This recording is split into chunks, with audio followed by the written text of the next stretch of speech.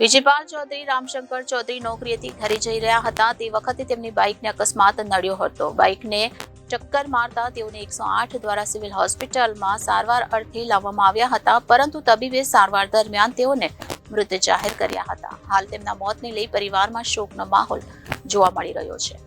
સુરત શહેરમાં છાશવારે અકસ્માતના બનાવો સામે આવતા હોય છે. ત્યાં પાંડેસરા વિસ્તારમાં રહેતા એક યુવકનો અકસ્માતનો બનાવ સામે આવ્યો છે. વિજયપાલ ચૌધરી રામશંકર ચૌધરી ઉંમર વર્ષ 40, જે માતૃભૂમિ સોસાયટી કૈલાસ ચોકડી પાંડેસરા ખાતે રહે છે, તે પોતાના ઘરેથી નોકરીએ જવા માટે ઘરેથી નીકળી રહ્યો હતો ત્યારે GJ05HP 4338 નંબરના બાઇકને ટક્કર મારતા વચ્ચેમાર્ગોનું મોત નીપજ્યું હતું. એને 108 મારફતે સિવિલ હોસ્પિટલમાં લાવવામાં આવ્યો હતા, ત્યારે તબીબે સારવાર દરમિયાન તેને મૃત જાહેર કર્યો હતો.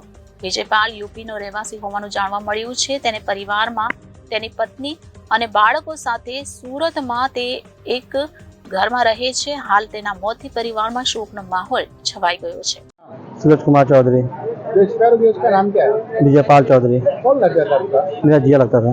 कैसे हुआ है? तो साइड पर से आ रहे थे रूम पर, रास्ते में एक्सीडेंट हुआ। किसने ठोका?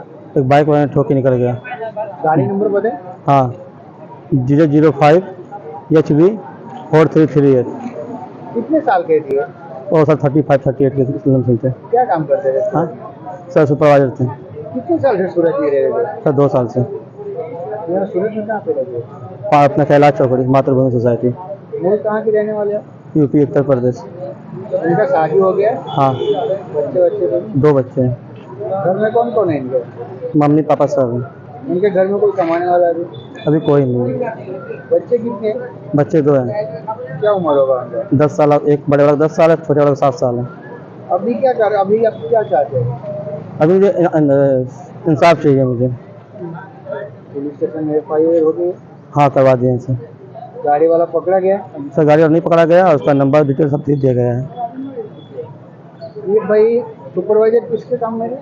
अपना केसरी सज्जन, एक्सीडेंट कहाँ पे हुआ था? अपना यहाँ पांडेसरा कैलाश चौकड़ी।